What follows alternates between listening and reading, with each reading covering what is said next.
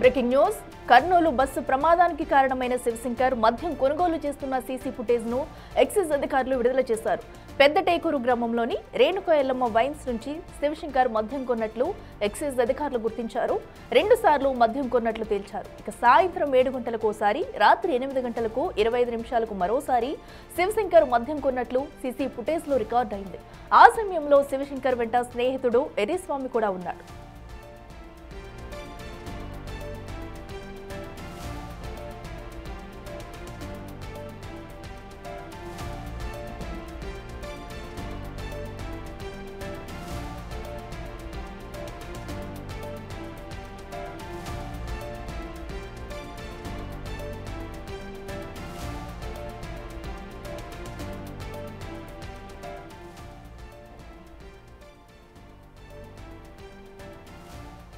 రెటికటు Kurnool bus ప్రమాదానికి కారణమైన నిందితుడు శివశంకర్ అయితే మద్యం కొనుగోలు చేస్తున్న సీసీటీవీ ఫుటేజ్ అయితే పోలీసులు బయటికి విడుదల చేశారు. ఆ విజువల్స్ కూడా మనం బిగ్ టీవీ స్క్రీన్ మీద చూస్తున్నాము. అయితే సుమారుగా ఆ ఘటనకు ముందు కూడా రాత్రి సమయంలో 2 సార్లు అయితే మద్యాన్ని కొనుగోలు చేశారు. 7 గంటలకు ఒకసారి, అలాగే 8 గంటల 25 నిమిషాలకు ఒకసారి అయితే 2 ప్రాంతాల్లో కూడా వీరు మద్యాన్ని కొనుగోలు చేశారు. సీసీటీవీ ఫుటేజ్ లో మన విజువల్స్ లో అయితే క్లియర్ గా చూడొచ్చు. శివశంకర్ అలాగే తన స్నేహితుడు ఎర్రిస్వామి కూడా తనతో ఉన్నారు. సో అయితే వీరిద్దరూ కూడా మద్యాన్ని కొనుగోలు చేసి మద్యం సేవించే అనంతరం కూడా వీరు బైక్ మీద అయితే వెళ్ళినట్టు తెలుస్తుంది. అప్పుడు కూడా పెట్రోల్ బంక్ లోకి వచ్చి నానా హంగామా చేసిన వీడియో అయితే చూసాము. పెట్రోల్ బంక్ లో ఎలాంటి స్టంట్స్ వేశారు, అనంతరం వీళ్ళు హైవే మీదకి వచ్చి అక్కడ బైక్ స్కిడ్ అయినట్టుగా కూడా తెలుస్తుంది. అయితే ఇప్పుడు ఎట్టకేలకైతే మద్యం దుకాణాల్లో మద్యం కొనుగోలు చేస్తున్న సీసీటీవీ ఫుటేజ్ అయితే బయటకు వచ్చింది. సో దీనిలో కూడా వీరిద్దరూ ఎవరైతే శివశంకర్ ఉన్నారో, శివశంకర్ ఫ్రెండ్ ఎర్రిస్వామి కూడా ఇద్దరు కలిసి మద్యాన్ని కొనుగోలు చేశారు. సో ఇప్పటికే ఘటనకు సంబంధించి ఎవరైతే శివశంకర్ ఫ్రెండ్ ఎర్రిస్వామిని కూడా నిన్న ఘటనా స్థలానికి తీసుకుని వెళ్లి సీన్ అయితే రీకన్స్ట్రక్షన్ చేశారు. తన ఘటన అనంతరం కూడా బయటికి వెళ్లి ఊరు వదిలి వెళ్ళిపోయినట్టయితే చెప్పారు. సో ప్రస్తుతం అయితే ఈ మద్యం కొనుగోలుకు సంబంధించి సీసీ ఫుటేజ్ విడుదల చేయడంతో మరో ఆధారం లభించినట్టయింది. ఇక మరింత సమాచారం మా ప్రతినిధి శ్రీరామ్ లైవ్ లో అందిస్తారు. శ్రీరామ్, చెప్పండి, ఎట్టకేలకైతే వీరిరువురు కూడా మద్యం కొనుగోలు చేస్తున్న ఆధారాలు అయితే బయటకు వచ్చాయి. సో మద్యం సేవించే వీళ్ళు ఈ ఘటనకు పాల్పడ్డారనుకోవచ్చు. ఎగ్జాక్ట్గా, ఎందుకంటే కర్నూలు సమీపంలో చోటు చేసుకున్న ఈ రోడ్డు ప్రమాదం ఏదైతే ఉందో ఇందులో ప్రధానంగా శివశంకర్తో పాటు ఎర్రిస్వామి ఇద్దరు కూడా సమీపంలో ఏదైతే సోషల్ మీడియాలో వైరల్గా మారిన వీడియో మనం చూసాం. సోషల్ మీడియాలో వైరల్గా మారిన వీడియో ఆధారంగా పోలీసులు దర్యాప్తును ముమ్మరంగా కొనసాగి ముందుకెళ్లిన పరిస్థితి. మొదట 8 గంటల 20 నిమిషాలకు ప్రారంభమై 8 నిమిషాల 26 నిమిషాల వరకు, అంటే 4 నిమిషాల పాటు అదే వైన్ షాప్లో ఉన్నటువంటి పరిస్థితి మనం చూస్తూ ఉన్నాం. ఈ వాహనాలన్నీ కూడా ఏదైతే డెడ్ బాడీస్ను తరలించడం కోసం ఇప్పటికే తెలంగాణ గవర్నమెంట్ తమ ఏవైతే 6 మంది మృతి చెందారో వారి కోసం సిద్ధం చేసి ఉంచినటువంటి పరిస్థితి. ఇప్పటికే తెలంగాణ గవర్నమెంట్ కూడా వారికి ప్రకటించిన కాంపెన్సేషన్ ఏదైతే ఉందో ఆర్డీఓ సహకారంతో ఇక్కడే నేరుగా చెక్కులను పంపిణీ చేస్తున్న పరిస్థితి. అయితే ఇప్పటికే ఫోరెన్సిక్ ల్యాబ్ అధికారులు కూడా ఆ రోజు రాత్రి డ్రైవ్ చేసే సమయంలో మద్యం సేవించారు అంటూ కూడా ఫోరెన్సిక్ రిపోర్ట్ రావడంతో నెటిజన్స్ అంతా కూడా వారి మీద ఫైర్ అవుతున్నారు. ఎందుకంటే ఆ మద్యం సేవించడం వల్లే 19 మంది ప్రాణాలు పోయాయంటూ ఇప్పటికే సజ్జనార్ కూడా ట్వీట్ చేశారు కొద్దిసేపటి క్రితమే. ఎందుకంటే ఒక మద్యం తాగి ప్రయాణించినటువంటి శివశంకర్ మద్యం సేవించడం వల్లే 19 మంది మరణించడం జరిగింది. అసలు ఇలా మద్యం సేవించడం వల్ల ఇలాంటి ఘటన చోటు చేసుకోవడంతో వాళ్ళు టెర్రరిస్టుల కంటే చాలా ప్రమాదం అంటూ కూడా సజ్జనారు ట్వీట్ చేసినటువంటి పరిస్థితి మనం చూస్తూ ఉన్నాం. కర్నూలు జీజీహెచ్ సమీపంలో ఉండే ఈ పోస్టుమార్టం గది నుండి నేరుగా ఎవరైతే బాధితులు ఉన్నారో బాధితులందరికీ ఇక్కడ నుండి తమ డెడ్ బాడీస్ డిఎన్ఏలు మ్యాచ్ అయ్యాయి. మ్యాచ్ అయిన తర్వాత ఇక్కడ నుండి నేరుగా తీసుకెళ్తున్నటువంటి ఈ విజువల్ మనం చూస్తూ ఉన్నాం. ఇటు రెవెన్యూ కావచ్చు లేదా పోలీసు వివిధ శాఖల సమన్వయంతో ముందుకెళ్తున్న తరుణంలో మనం చూస్తూ ఉన్నాం.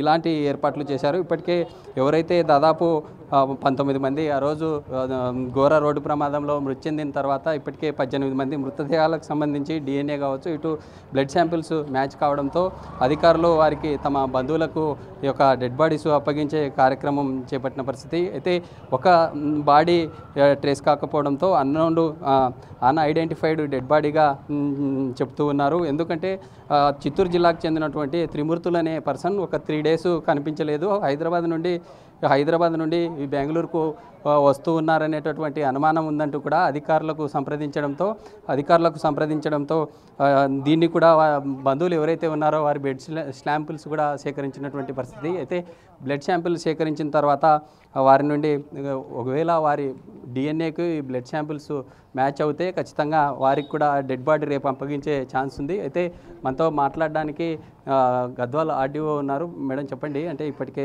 చెక్కుల పంపిణీ చేశారు, అంటే తెలంగాణ రాష్ట్రం అసలు ఏం ఇన్స్ట్రక్ట్ చేసింది?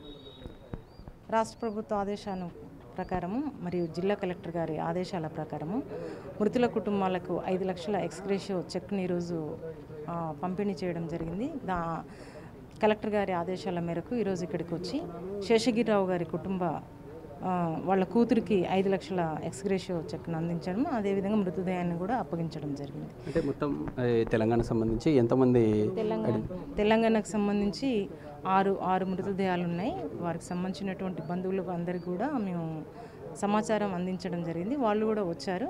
డిఎన్ఏ మ్యాచ్ అవ్వగానే వాళ్ళ మృతదేహాన్ని అప్పగించడం జరుగుతుంది. అదేవిధంగా రాష్ట్ర ప్రభుత్వం ప్రకటించినటువంటి 5 లక్షల ఎక్స్గ్రేషియో చెక్ను కూడా వారికి అందించడం జరుగుతుంది. అంటే దాదాపు ఘటన జరిగిన రోజు నుంచి మీరు చూస్తూ ఉన్నారు, అంటే ఏం చెప్తా ఉన్నారు అధికారులు? అంటే ఇటు ఏపీ సంబంధిత అధికారులు ఏం చెప్తా ఉన్నారు? మీ తెలంగాణ సంబంధించి 6 మంది డిఎన్ఏస్ మ్యాచ్ అయ్యంటున్నారు.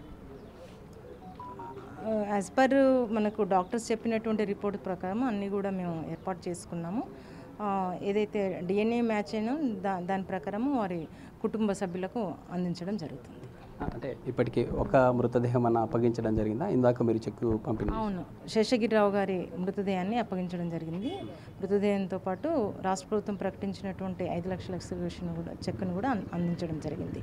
అంటే అధికారులు ఎలాంటి ప్రొసీజర్స్ ఫాలో అవుతున్నారు? అంటే ఇటు డెడ్ బాడీ డిఎన్ఏతో పాటు రక్త నమూనాలు మ్యాచ్ అయిన తర్వాత ఎలాంటి ఫామ్స్ కలెక్ట్ చేస్తూ ఉన్నారు? ఏం చెప్తా ఉన్నారు? ఫోరెన్సిక్ ల్యాబ్ ప్రకారం ఇచ్చినటువంటి దాని ప్రకారం మేము అన్నీ కూడా ప్రొసీజరల్గా ఫాలో అయ్యి వారికి మృతదేహాలని అప్పగించడం జరుగుతుంది. ఇది మొత్తంగా ఇప్పటికే ఇటు 2 తెలుగు రాష్ట్రాలతో పాటు మిగతా 4 రాష్ట్రాలు ఏవైతే ఉన్నాయో తెలంగాణతో పాటు ఏపీ, ఇటు బీహారు, ఒడిశా, కర్ణాటక, కేరళ రాష్ట్రాలకు చెందిన వారందరూ కూడా ఆ రోజు ఏదైతే బస్సు ప్రమాదం జరిగిన ఘటనలో నేరుగా హైదరాబాద్ నుండి బెంగళూరుకి ప్రయాణం చేస్తూ ఉన్నారు. వారంతా కూడా తమ పొట్టకూటి కోసం, జీవన ఉపాధి కోసం కొందరు వెళ్తూ ఉన్నారు. కొందరు తమ స్వగ్రామానికి వెళ్ళే సమయంలో ఈ ఘటన చోటు చేసుకుంది. ఈ ఘటన చోటు చేసుకోవడం తమ కుటుంబాల్లో చాలా విషాదం నింపింది అంటూ కూడా సజ్జనార్ కొద్దిసేపటి క్రితమే ట్వీట్ చేశారు. ఎందుకంటే ఇలా మద్యం సేవించి ఉండడం వల్లే ఇలాంటి ఘటన చోటు చేసుకుంది. అలాంటి వారు టెర్రరిస్టుల కంటే ప్రమాదం అంటూ కూడా ఘాటుగా ఎక్స్లో ట్వీట్ చేసినటువంటి పరిస్థితి మనం చూస్తూ ఉన్నాం. ఈ కర్నూలు జీజీహెచ్ ప్రాంతంలో అందరూ కూడా ఎవరైతే ఈ మృతి చెందిన బాధిత బంధువులు ఉన్నారో వారందరూ ఇక్కడికి చేరుకున్నారు. తమ మృతి చెందినటువంటి వారి మృతదేహాలు ఎప్పుడు అప్పగిస్తారంటూ కూడా వెయిట్ చేస్తున్నటువంటి పరిస్థితి. ఎందుకంటే ఇప్పటికే కీలకమైనటువంటి వాటిలో ప్రధానంగా పోలీస్ శాఖ దర్యాప్తు ముమ్మరం చేసి ముందుకెళ్లే సమయంలో కొన్ని కీలక సంచలన విషయాలు వెలుగు చూశాయి.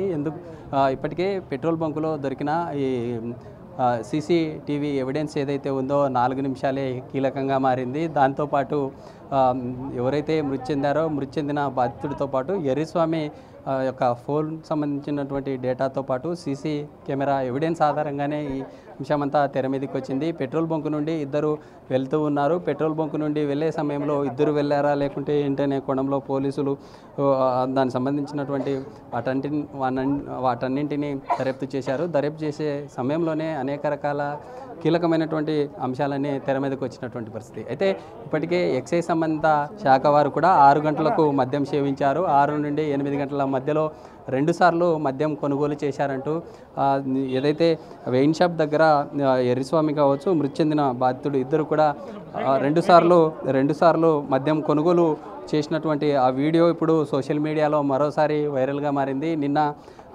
పెట్రోల్ బంకులో వెళ్ళే సమయంలో ఏదైతే 4 నిమిషాల సమయంలో అక్కడ పెట్రోల్ బాయ్ లేకపోవడంతో అరుపులు కేకలు వేశారు. మరోసారి స్టంటు చేసే సమయంలో కొంత అక్కడే స్లిప్ అయినటువంటి పరిస్థితి. అలాంటి సిచ్యువేషన్ నుండి మరోసారి పెట్రోల్ బంకు నుండి నియర్ బైలో ఉండే వైన్ షాప్ ఏదైతే ఉందో ఒక 400 మీటర్ల డిస్టెన్స్లో పెట్రోల్ బంక్ నుండి వైన్ షాప్కి 400 మీటర్ల దూరంలో ఉంటుంది. జాతీయ రహదారికి దగ్గరలో ఉండడం వలన 2 సార్లు మద్యం కొనుగోలు చేసి అసలు అక్కడే కూర్చొని తాగడానికి కూడా వీలుగా ఉంటుంది. అలాంటి ప్రాంతంలోనే అక్కడే సిట్టింగ్ వేశారా, లేకుంటే మరో చోట ఏదన్నా సిట్టింగ్ వేసి ఇద్దరు మద్యం సేవించిన తర్వాత రోడ్డు మీద ప్రయాణించారా అనే కోణంలో కూడా పోలీసులు దర్యాప్తు చేస్తున్నారు. ఎందుకంటే ఎర్రిస్వామిని నిన్న సీన్ రీకన్స్ట్రక్షన్లో భాగంగా పోలీసు ఉన్నతాధికారులు వారిని అక్కడికి తీసుకొని వెళ్ళారు. సీన్ రీకన్స్ట్రక్షన్లో భాగంగా అక్కడికి తీసుకొని వెళ్ళడంతో పోలీసులకు ఎర్రిస్వామి అనేక రకాల సంచలన విషయాలు చెప్పడం జరిగింది. పోలీసులకు చెప్పిన తర్వాత బస్సు ప్రమాదం జరిగిన తర్వాత డ్రైవర్ ఎవరైతే ఉన్నారో డ్రైవర్ స్టేట్మెంట్తో పాటు ఎర్రిస్వామిని ఇద్దరిని కూడా వేరువేరుగా పోలీసులు ఆ యొక్క సీన్ జరిగినటువంటి ప్రాంతానికి అక్కడికి సీన్ రీకన్స్ట్రక్షన్లో భాగంగా అక్కడికి వెళ్ళి వారి నుండి దర్యాప్తు చేసినటువంటి పరిస్థితి మనం చూస్తూ ఉన్నాము. ఇటు పక్కన ఉన్నటువంటి తెలంగాణ రాష్ట్రంతో పాటు వివిధ ప్రాంతాలకు 18 మృతదేహాలను ఇప్పటికే ప్రభుత్వ అధికారులు అన్ని రకాల ఏర్పాట్లు చేసి మృతదేహాలను అప్పచెప్తూ ఉన్నటువంటి విజువల్ మనం చూస్తూ ఉన్నాం. ఈ వెహికల్ ఏమో ఆ మృతదేహం కలెక్ట్ చేసుకున్న తర్వాత బయటికి వెళ్ళడానికి సిద్ధంగా ఉన్నటువంటి వెహికల్స్. లెఫ్ట్ సైడ్ వెళ్తున్నటువంటి ఈ అంబులెన్స్ ఏవైతే ఉన్నాయో ఈ అంబులెన్స్లన్నీ కూడా ఇంకా బాడీని కలెక్ట్ చేసుకొని నేరుగా తమ ప్రాంతాలకు వెళ్తూ ఉన్నాయి. 3 రోజులు తర్వాత ఈ యొక్క మృతదేహాలు ఇవ్వడంతో ఆ యొక్క కుటుంబాల్లో తీవ్ర విషాదం నెలకొంది. తీవ్ర విషాదంతో ఈ ప్రాంతం అంతా కూడా బంధువులు కావచ్చు లేదా అందరూ ఈ యొక్క సిచ్యువేషన్ చూసి కన్నీరు పెడుతున్నటువంటి పరిస్థితి. అయితే పోలీస్ అధికారులు ఇంకా డెప్త్గా ఈ కేసు సంబంధించి ఆ రోజు ఇద్దరు మద్యం సేవించి వెళ్ళడం వల్లే ఇలా జరిగిందంటూ కూడా రీజనల్ ఫోరెన్సిక్ ల్యాబ్ రిపోర్ట్లో ఆధారాలు రావడం జరిగింది.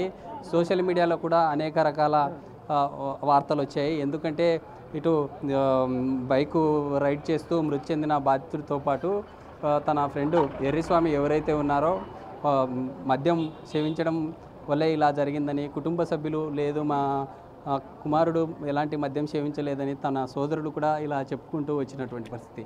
ఈ ల్యాబ్ రిపోర్టు వచ్చిన తర్వాత అనేక రకాలైనటువంటి సంచలన విషయాలు బయటకు వచ్చినటువంటి పరిస్థితి. అయితే మనం చూస్తూ ఉన్నాం జిల్లా కలెక్టర్ కూడా జిల్లా ఎస్పీ కూడా వస్తున్నటువంటి పరిస్థితి. మనం జిల్లా ఎస్పీతో మాట్లాడే ప్రయత్నం చేద్దాం. జిల్లా ఎస్పీ వస్తూ ఉన్నారు, ఆయనతో మాట్లాడదాం. అసలు ఇప్పటికే ఈ కేసుని ఎలా ముందుకు తీసుకెళ్తున్నారు? విక్రాంత్ పాటిల్ జిల్లా ఎస్పీ ఉన్నారు. సార్ చెప్పండి. తర్వాత మనం చూస్తూ ఉన్నాం అంటే ఇప్పటికే ఈ ఘటనకు సంబంధించి అన్ని రకాల ఏర్పాట్లు చేస్తూ ముందుకెళ్తున్నామంటూ కూడా జిల్లా ఎస్పీ చెప్తున్నటువంటి సిచ్యువేషన్ అయితే. Okay right Sriram, thank you.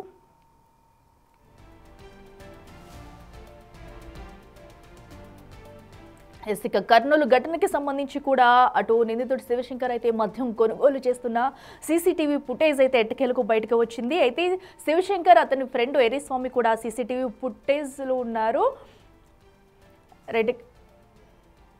ఈ ఘటన అనంతరం కూడా అటు ఇప్పటికే హాస్పిటల్ వద్ద అయితే ఆ డెడ్ బాడీస్ అయితే పంపిస్తున్నారు. ఈ ఘటనకు సంబంధించి కూడా కర్నూలు ఎస్పీ మాట్లాడుతున్నారు. లైవ్ చూద్దాం. చూస్తూ ఉన్నాం. అయితే ఇప్పటికే అన్ని రకాల